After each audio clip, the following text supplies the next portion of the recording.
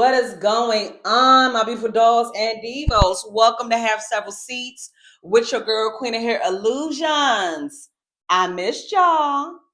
It's a new season, it's a new year, and I'm stepping from behind a chair to go ahead and sit in this chair to discuss some things in the hair industry, hair loss, hair regrowth, giving you assessments, asking about hair care, your journey.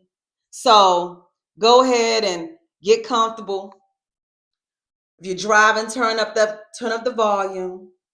This podcast is for you, and I cannot wait to talk about the beginning, my origin, where it started.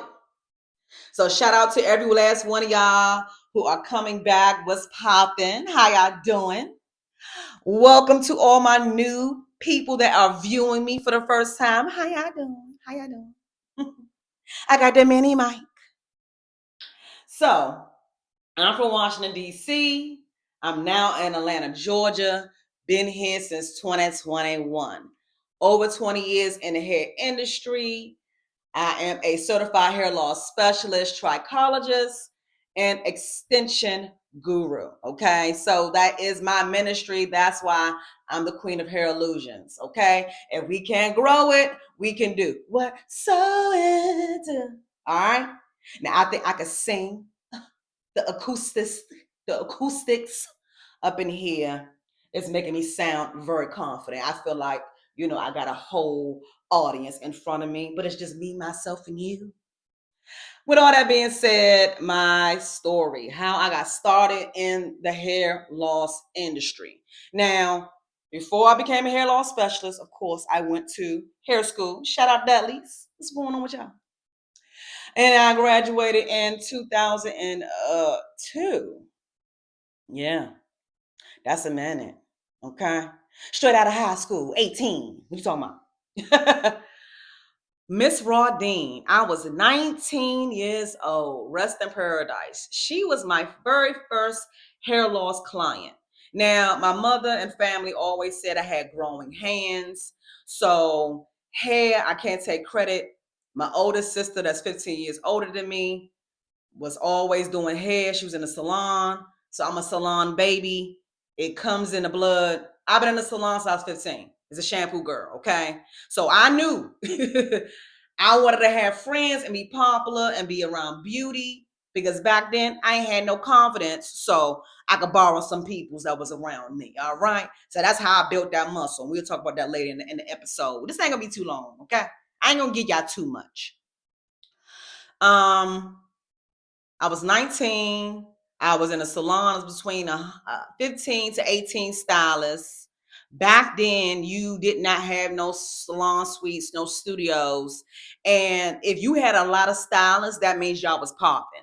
That means the marketing was marketing. So we were one of the best salons. Okay. We did expos, hair shows, you know, two of the stylists won the golden scissors. Shout out to Travis and Demetrius. You know what I'm saying? So I wanted to work with the best of the best.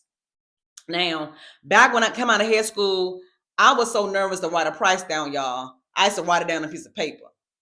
I came a long way. It's a muscle, okay? It's a muscle. I didn't get like this overnight. Get like what? We gonna talk about it. Get in the front of the camera, talking to strangers. Side.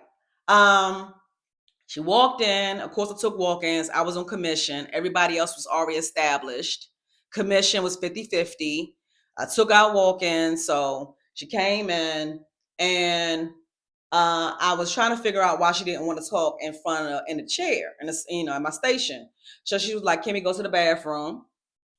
I'm like, "Okay, this is different." And this is before I even knew what a consultation was, right? We go in the bathroom. I said, "Okay, trying to figure out like what's going on." And she took off her hair, she had a wig on, and she took off her hairpiece. And Miss Vardine was like 4'9", not even 5 feet. Small little, cute little caramel, delight. And she took off her piece, and I could just feel the relief. And I don't know why she felt comfortable trusting me. And she had to have a lot of strength now that I reflect to even do that. Because this is before social media. This is before like internet probably was around like a year or two. I ain't gonna sit here and hold you. Like back in the day, I had the cell phone that you couldn't text for free. You had to call people. You remember the free minutes? I'm from that generation. So you had yellow pages, flyers, word of mouth. That's how you got clients, okay? Or your salon was just popping like that. That was it. Or the radio or something. And my salon did that too. Anyway, so she took off her piece and, the tears start rolling down her face. I'm a sucker. I'm an empath. I cry in movies. So I'm crying too. And she was like, can you help me?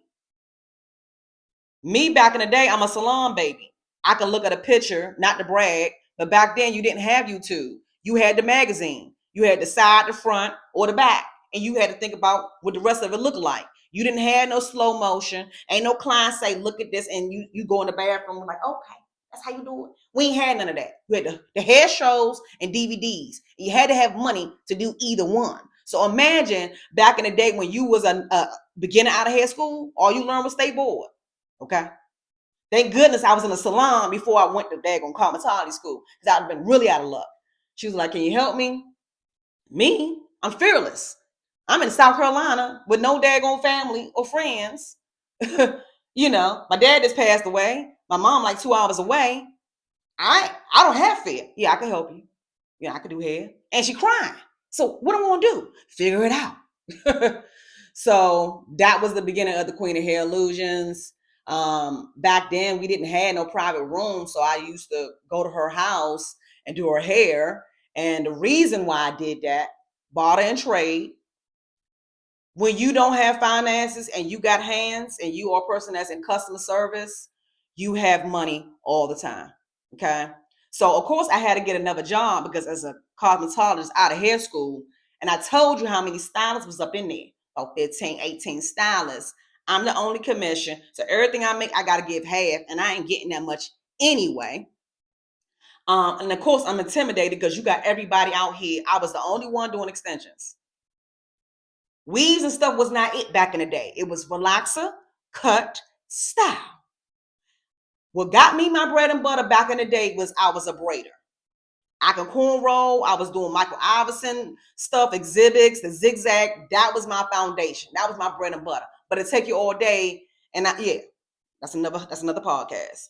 So by me being a solution girl so much, I'm a little bougie sometimes. I can't be doing hair out the house like that. So I found another salon that a person who did hair loss, because now it's in front of my face. So she did hair loss, and I'm gonna give her my alter ego name. I admired this person so much that this is before I knew who I was. I told you I was 19. So my other name used to be, don't laugh, y'all. Don't laugh. Okay, well, I'm going to tell you how it is. My name used to be the prima donna weavist. I know. I'm protecting her and I'm protecting her real name because that's another podcast. But my journey with stylists and salons was not yeah. We're gonna have several seats. Anyway, used to do her hair there. She had a private room because she did alopecia clients. I ain't know what alopecia was. I just know I had this one client, and I was always able to do all different kind of styles on her. I was to do French rolls. I don't know how I was able to do it. I could just do it. I couldn't even explain it. All right, so that is the foundation of how I was called, I believe, into doing hair loss before I even knew I would be in this position today. All right. So why now? Why am I choosing to come out, expand, do some healing work? It's because now I'm obedient. Okay. When you're healing others so much, sometimes you gotta take a step to heal yourself. Taneasha heal. Listen, I told y'all if I see somebody cry, I'm crying. That means I'm an empath. What that mean? What you talking about, Taneasha? I feel.